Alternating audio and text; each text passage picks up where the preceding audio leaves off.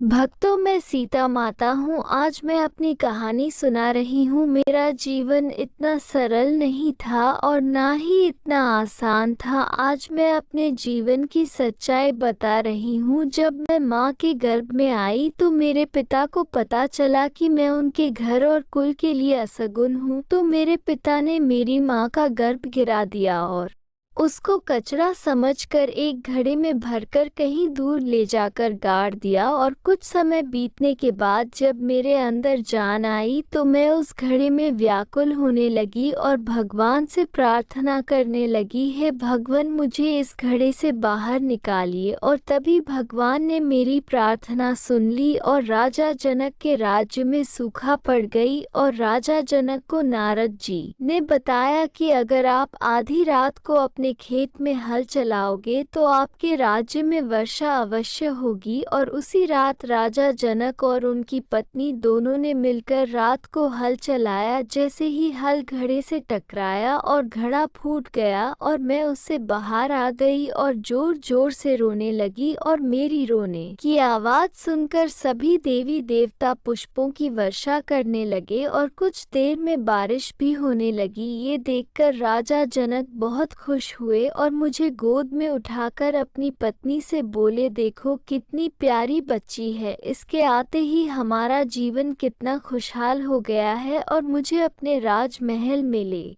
आते हैं और मेरा पालन पोषण करने लगते हैं और मैं अपने पिता के घर में बहुत खुश थी। इससे आगे की मेरी कहानी भाग 2 में देखने को मिलेगी। तब तक के लिए चैनल को सब्सक्राइब करें और लाइक कमेंट करें। जय श्री राम।